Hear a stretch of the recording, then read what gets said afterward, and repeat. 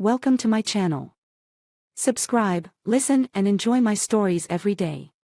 The sun was setting, casting a soft glow across the room, where the only sound was the faint clicking of my computer keyboard. As a freelance editor, evenings were my most productive time, a quiet haven from the day's distractions. Yet, that tranquility shattered with a simple, unintended discovery. Lily, my wife of 8 years, was out for her weekly art classes, leaving her laptop behind. It was a sleek, silver machine usually tucked away in her private studio, a space as neatly organized as her life. Or so I thought. I needed a document from her last week's budget meeting, something we were supposed to review together. She had given me her password long ago. Trust was never an issue, until now. Logging in felt mundane, habitual. But as the desktop came to life, an open browser window caught my eye. It was a forum I had never seen before, the screen filled with pastel colors and threads about relationships, cooking tips, and more. What I saw next clenched my stomach with ice-cold dread. A post, penned unmistakably in Lily's articulate style, detailed her exhaustion and disillusionment with our marriage. The words cut deeper with every line, tales of her escapades, her emotional detachment, her debate over which of her lovers was a better fit for her desires.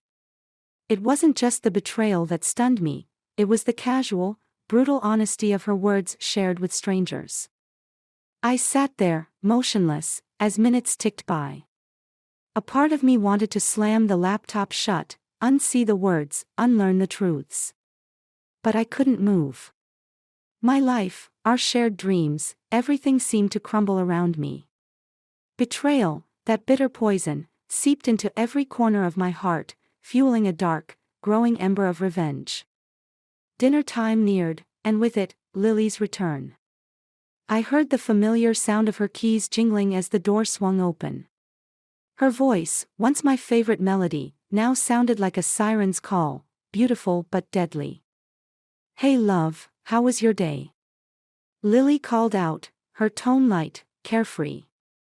She had no idea that our shared life had just cracked down the middle. "Interesting," I managed to say, my voice steady despite the turmoil inside. I closed her laptop gently, as if it were made of glass. "We need to talk." Lily appeared in the doorway, her brow furrowed in confusion. "About?" I met her eyes, searching for any sign of the woman I married. "About us, Lily. About your posts on the forum." Her face paled, the mask of confusion crumbling as she realized what I had uncovered. "Tom, Save it," I cut her off, the cold edge in my voice surprising even me. "I read everything." The room filled with a heavy silence, the kind that suffocates. Lily looked as if she might cry, or plead, or explain, but I wasn't ready to hear any of it. Not yet. My mind was racing, plotting, planning my next steps. The woman I loved was a stranger, and as I stood there, watching her struggle for words, I knew one thing for certain: revenge would be mine, and it would be devastating. As I turned away, I felt the last string connecting us snap, irrevocable and sharp. There was no going back. The next chapters of my life would be written without her, starting with how I would make her regret her deception. The chill of the evening seemed to seep into the house, mirroring the coldness spreading between us. Lily's face, once open and warm, now masked her turmoil. Her eyes darted around, seeking an escape that wasn't there. "You read my posts." Her voice cracked, a mix of disbelief and fear. "Tom, I can explain." "No need," I cut her off, my voice steady but icy. "You've explained enough to strangers. Now, it's my turn to act." Lily swallowed hard, her hands trembling slightly. "What are you going to do?" "What I should have done a long time ago." I reached for my phone, scrolling through contacts until I found the number of a friend who specialized in divorce law. "I'm calling my lawyer." "We're done, Lily." Her breath hitched. "You want a divorce?" Just like that. Just like that, I echoed, my finger hovering over the call button. You made your choices, now I'm making mine. Before I could press call, Lily stepped forward. Please, let's talk about this. It's not what you think. But I was resolute. There's nothing to talk about. You've been cheating, lying. What's left to discuss? Tears brimmed in her eyes, spilling over as she reached out to me. I stepped back, avoiding her touch as if it burned. I thought we were happy, she whispered. We were. Or at least, I was. I finally pressed the call button, and the phone rang loudly in the tense air between us. Tom, Lily pleaded, her voice breaking, I'm sorry. I made a mistake. The call connected, and I turned away, speaking quietly. Hey, Mark. I need to talk about filing for divorce. Lily's sobs filled the room, but the sound was distant, muffled by the betrayal that echoed louder in my ears. After a brief conversation, I hung up. Mark would prepare the initial papers and meet me tomorrow to discuss the next steps. Turning back to Lily, who had crumpled onto the sofa, I felt a twinge of something that might have been pity, but it was quickly swallowed by anger. You should stay somewhere else tonight. Lily looked up, her eyes red and swollen. Where am I supposed to go? That's not my problem anymore. You've had lovers, haven't you? Maybe one of them can take you in. The harshness in my voice seemed to strike her deeper than she expected. She stood slowly, wiping her face, her usual composure shattered. I'll get some things, she murmured, disappearing into the bedroom. As I heard drawers opening and closing, the finality of the situation sunk in. Our marriage was ending, not with a slow fade but a sudden, sharp break. My heart ached with a blend of sorrow and anger, the betrayal cutting deep. When Lily reappeared, her suitcase in hand, she paused at the door. Tom, I really am sorry. I looked at her, the familiar contours of her face now marred by grief and guilt. Sorry doesn't change anything. With that, she left, the soft click of the door marking the end of our life together. As her footsteps faded, I sat down, a plan forming in my mind. Revenge would be mine, but it wouldn't be quick or impulsive. It would be calculated, precise, and devastating. Lily would learn just how much she had lost, and she would regret her betrayal, deeply and thoroughly. The house felt empty, the silence a stark contrast to the cacophony of emotions raging inside me. It was just after dawn, and the first light of the day cast long shadows across the room, shadows that seemed to echo the darkness of my thoughts. I had barely slept, my mind replaying every lie, every deceitful smile from Lily over the years. But with the new day came a renewed sense of purpose. Revenge would not be served in haste, it required planning, precision, and patience. First, I needed more information. I booted up my laptop and started digging through social media, forums, anywhere Lily could have left digital footprints of her infidelity. My hands were steady, my resolve firm. As I searched, I came across several more posts by Lily under her forum alias. Each entry detailed not just her affairs but also her manipulative delight in keeping them hidden from me. It fueled my determination. With enough screenshots and evidence gathered, I prepared my next move. I drafted an email, not to Lily, but to her circle of friends and family. They thought of her as a paragon of virtue, a loving wife. They needed to see the person she truly was. Before I could second-guess my decision, I sent the email. Attachments included, detailing every sordid aspect of Lily's double life. It was a destructive act, I knew, but necessary. They needed to see her duplicity laid bare. As the morning wore on, I prepared for the next phase. I knew Lily would eventually contact me, either to confront or plead, and I had to be ready. My phone buzzed. It was Mark, my lawyer. Tom, I've got the initial divorce papers ready. We need to discuss strategy for your assets and next steps. Thanks, Mark. I'll be there in an hour, I replied, my voice more composed than I felt. Dressing quickly, I glanced at my phone again. Several notifications popped up, reactions to the email were beginning to pour in. Amidst the shock and anger, there was also confusion. Lily's perfect image was crumbling. As I locked the door behind me, my phone rang. The screen flashed Lily's name. Taking a deep breath, I answered. Tom, what have you done? Lily's voice was a mix of anger and desperation. They deserve to know the truth, Lily.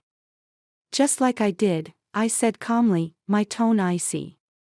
You've ruined me. My friends, my family, they're calling, texting. How could you? You ruined us first, Lily. I'm just leveling the playing field. There was a pause, heavy with unsaid words. This isn't the end, Tom. I won't let you destroy me, she finally said, her voice low and menacing. It's already done, Lily. See you in court. Hanging up, I felt a mix of relief and trepidation. There was no going back now. I met Mark at his office, and we pored over documents and strategies. Protecting my assets was crucial, but so was ensuring Lily couldn't easily wriggle her way out of the consequences of her actions. The meeting was long and exhaustive. When I finally stepped out into the cool air of the late afternoon, my phone buzzed again. It was an unknown number. Hesitant, I answered. Is this Tom? A male voice asked, cautious yet firm. Yes, who is this? I'm someone who knows Lily quite well. Seems we have a lot to talk about. Curiosity piqued, I agreed to meet him. This stranger could have information crucial to my plans, or he could be another of Lily's games. Either way, I needed to find out. As I drove to our agreed location, the sun dipped lower, casting long shadows that seemed to whisper of the intrigue yet to unfold. The cafe was dimly lit, a low buzz of conversation filling the air as I sat waiting. The man who had called me, introducing himself only as Derek, had chosen a secluded spot in the back, away from prying eyes. I watched as he approached, his gait confident, his eyes scanning the room until they landed on me. Tom? He asked, extending a hand, which I shook warily. Yes. And you're Derek? That's right, he nodded, sliding into the seat across from me. I read about what you did. Exposing Lily, that took guts. Why are you here, Derek? I asked bluntly, cutting to the chase. He leaned in, his voice low. Because I was one of them, one of Lily's lovers. And I have something you should know. I tensed, anger flaring, but curiosity kept me seated. Go on. Derek sighed, looking around before continuing. Lily, she's done this before. To others. We were all pawns in her game, Tom. I didn't know about you until it was too late. I thought you deserved to know the full extent of her deception. His words stung, but they also armed me with even more resolve. Do you have proof? He nodded, sliding a folder across the table. Emails, messages. It's all there. I'm sorry, man. I was fooled too. I flipped through the documents, each page a confirmation of Lily's betrayal. My mind raced, plotting her ultimate downfall. Thank you, Derek, I said, my voice cold as steel. This will help. He stood, offering a nod of solidarity before disappearing into the crowd. I was alone again, but now with the power to destroy Lily completely. Over the next days, I orchestrated the final act of my revenge. Using Derek's information, I contacted the other men, gathering more evidence, building an undeniable case against Lily. Then, I waited for the perfect moment, when she would feel secure, believing she could manipulate her way out of this mess. It came soon enough. Lily requested a meeting, presumably to settle our divorce amicably, a laughable notion. We met at our once shared home, the setting a stark reminder of what we had lost. Lily, I greeted her as she entered, her eyes wary. Tom, let's end this peacefully. We both have a lot to lose, she started, her tone pleading. I agree, I said, nodding. We both have a lot to lose, but today, you lose more. Before she could respond, I revealed the stack of documents and photos spread out on the table. Her face fell as she realized what they were, proof of her indiscretions, her manipulations, all laid out. What is this? She stammered, her facade cracking. Your undoing, I replied. Everyone will know who you really are. And with the prenup, you'll leave with nothing. Lily's eyes flashed with fury. You can't do this to me. I just did. I picked up my phone, showing her the live feed of my blog, where her secrets were being broadcasted to our social circles and beyond. It's already done. The color drained from her face as she read the comments, the disgust and shock from friends and family overwhelming her. She turned to me, her expression one of complete defeat. Why, Tom? Why go this far? Because you broke us, I said simply. You played with my heart, and now, I've played with your life. With nothing left to say, Lily turned and left, the finality of her departure echoing in the empty room. I watched her go, a mix of satisfaction and sorrow battling within me.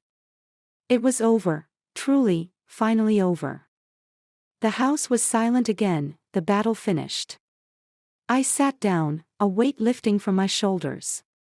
The revenge was complete, and with it came a bitter sort of peace. As the sun set, casting long shadows across the floor, I knew that some wounds would heal, while others, forever raw, would remind me of the cost of trust, and the price of vengeance.